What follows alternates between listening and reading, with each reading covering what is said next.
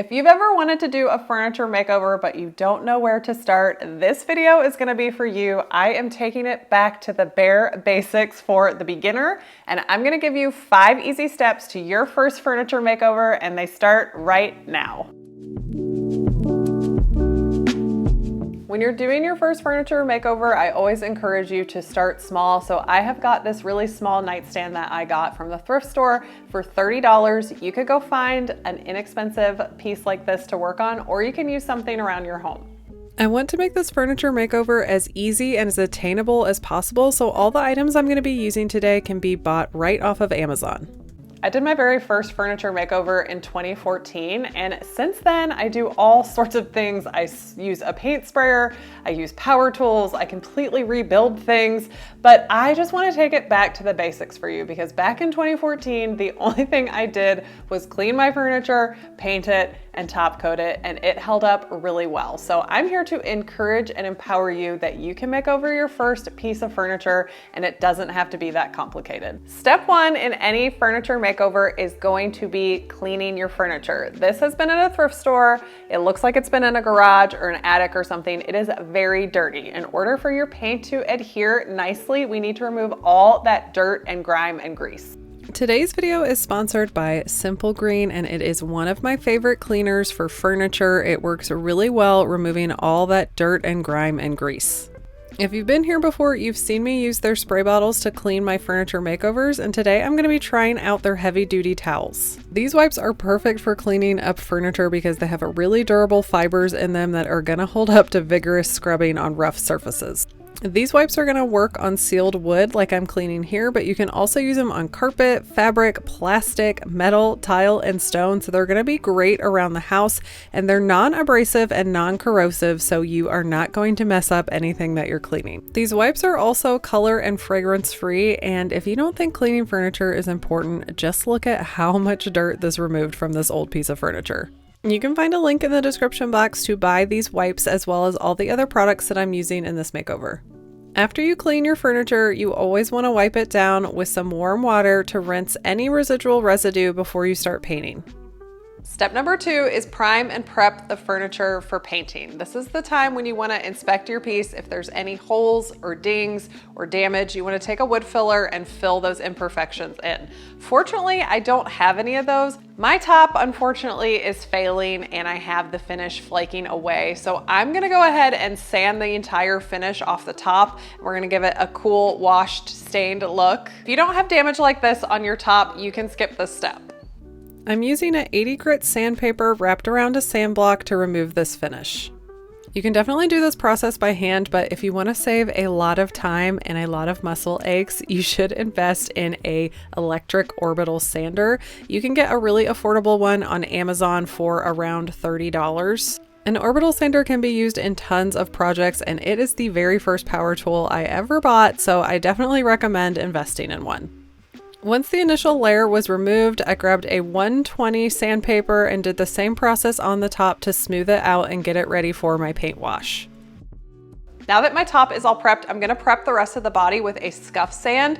When you scuff sand, you use a really light sandpaper. I'm going to be using a 220, and you just lightly rub all over the existing finish. When the finish is glossy, it's just going to give the paint something to stick to. A lot of these furniture paints say that you don't have to scuff sand or prime in any ways, but scuff sanding or adding primer is going to be extra insurance that your finish is going to last a long time. I have finished lots of furniture without priming or scuff sanding, so it can be done, but just know that if you do it, you're never going to regret it. Before I start painting, I have to remove all this dust, so I just have a damp rag to wipe this down and then a dry cloth on the top to remove the dust there as well. At this point, you would have an option to add a primer if you want to. If you didn't want to stain the top like I'm going to be doing and you wanted to paint the entire thing, you would need to prime that top because it's down to bare wood and you don't want tannins bleeding through and you want the paint to adhere really well. All the products I'm using today are from Amazon, and my favorite Amazon primer is Zinsser 123. It's going to help with adhesion and stain blocking, and it's water-based, so it's really easy to clean up. I'm just gonna do a scuff sand today and no priming, so we're ready to move on to step number 3, which is painting. I'm gonna be using Jolie furniture paint today. Again, you can find this on Amazon, and I'm using a really neutral color, farmhouse beige. It's gonna go with a lot of different styles or in a lot of different homes. Using a beige paint like this is gonna make this nightstand look more modern and blend in with the wood tones that you're seeing today in stores. I'm numbering my drawers because I'm going to remove them to paint, and trust me, this makes the process a lot easier when you're putting them back in.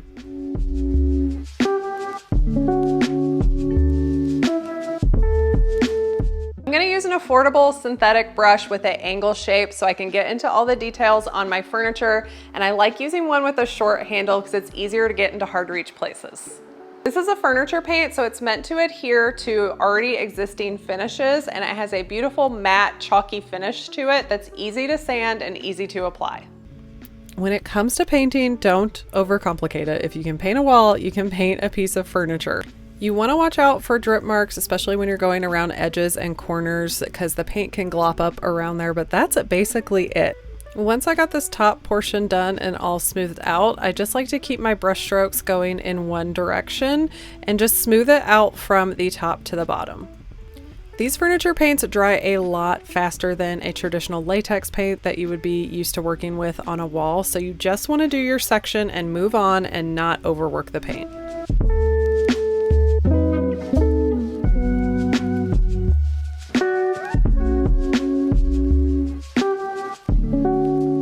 When you're painting corners like this or where joints meet, that is where that paint is really going to pull up and drip. So just watch out for those drip marks around sections like this.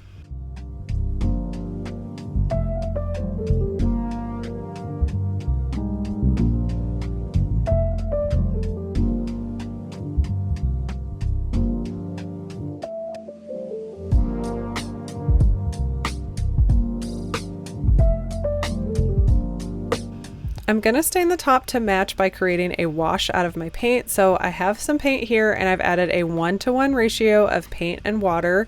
So it's going to be really runny, and this makes a great stain. I rinsed out the brush that I used on the body, and I'm using that same brush to apply my stain all over the top. You want to work pretty quickly and get this on nice and evenly.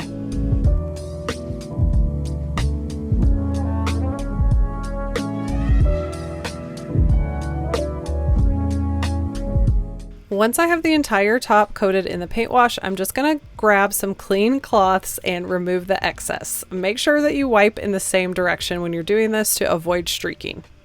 I like using this technique a lot better than using a oil-based stain. It's a lot easier to work with and clean up, and it's going to match the paint on the body.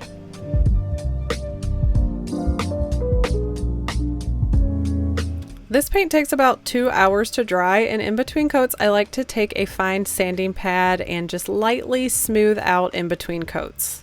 It's not necessary to sand between coats, but it will give you a smoother finish, and you are going to see brush strokes when you are brush painting. It's just going to happen, but you need to remember when you are standing away from your furniture, it's going to look a lot smoother than you're working up on top of it. So I always recommend that people take a step back from your furniture and really take it in the way people are going to view it in your home. Personally, I think brush strokes can add character as well, so don't try to be so much of a perfectionist.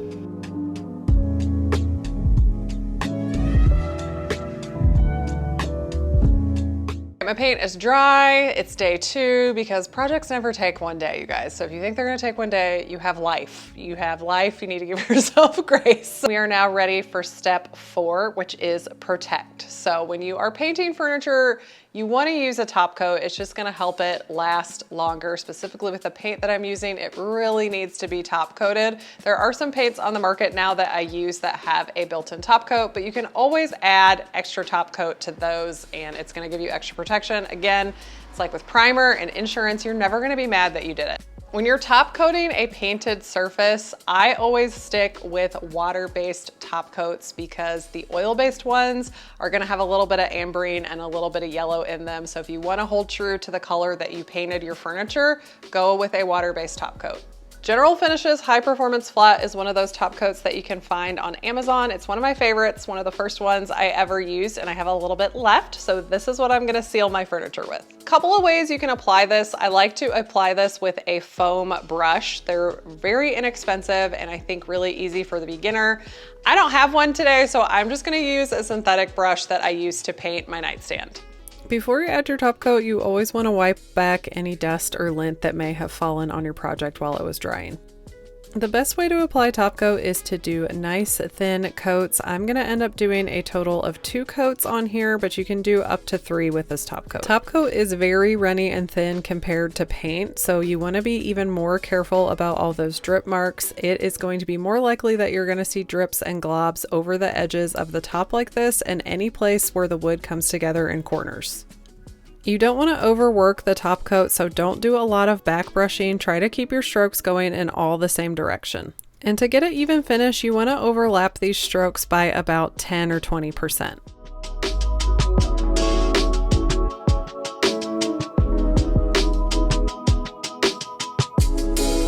Again, just like with painting, don't overthink it. It is not that hard. You just want to get it nice and smooth and get it on your surface and don't overwork it.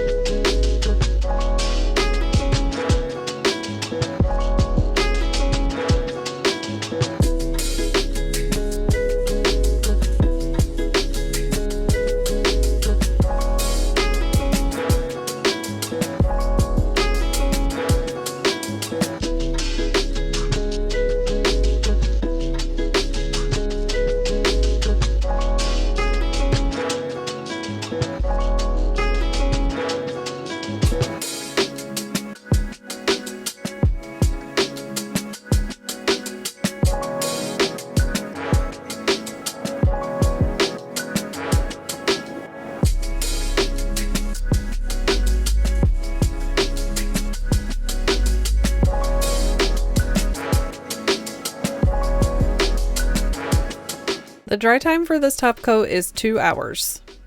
Just like with the paint, you want to use a really fine sanding pad to sand in between coats.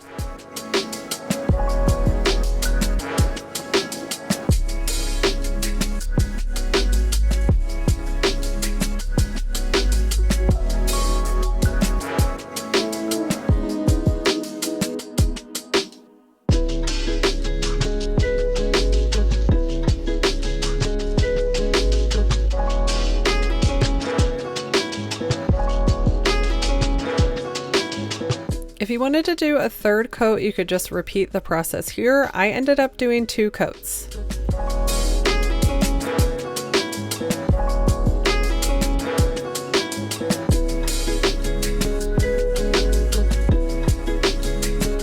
I have been gone for the past 2 days. I've been in New York. I just got home and I'm ready to finish up this nightstand. It has dried, so I'm ready for step 4.5. I'm gonna add new hardware. If you are on a budget, you can definitely reuse your hardware, but adding new hardware is a great way to modernize it if you're willing to put like 30 or 50 extra dollars into it. I got 2 different options from Amazon, so I'm gonna see which one works better.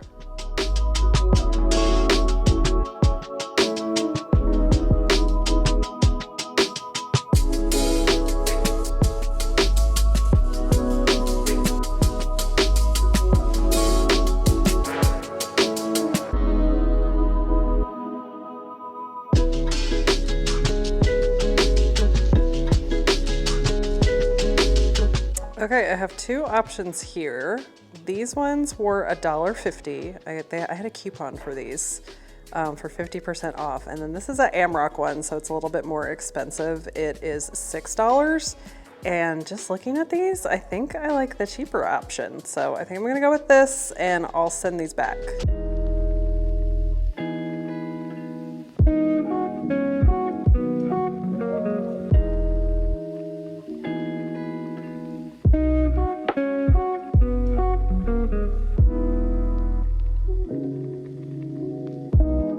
The reason I was in New York was for the Better Homes and Gardens Style Maker event, and they have a beautiful line of decor at Walmart, so I'm gonna be using some of those items to style my nightstand.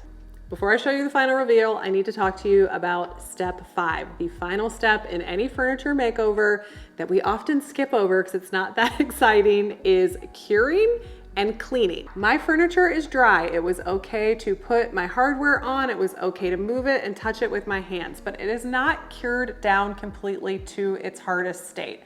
This top coat that I use takes 21 days to cure down completely hard. A lot of them are gonna be that 21 to 30 days. So during that time, yes, you can use it, but you wanna be really, really careful with it, and you don't wanna clean it at all. I always stage my furniture for shots like this, but then I take all this stuff off and I leave it off of there for that cure time so that we don't get any rings or flash spots on my beautiful finish. After those 21 days, you are free to clean your furniture and place things on top of it. When I use a cleaner on painted furniture, I like to go as gentle as possible, so I like to just use some warm water. You could also use Simple Green to clean it, diluted at their 1:10 ratio. All right, so just to remind you, here is what we started off with, and here is our nightstand now.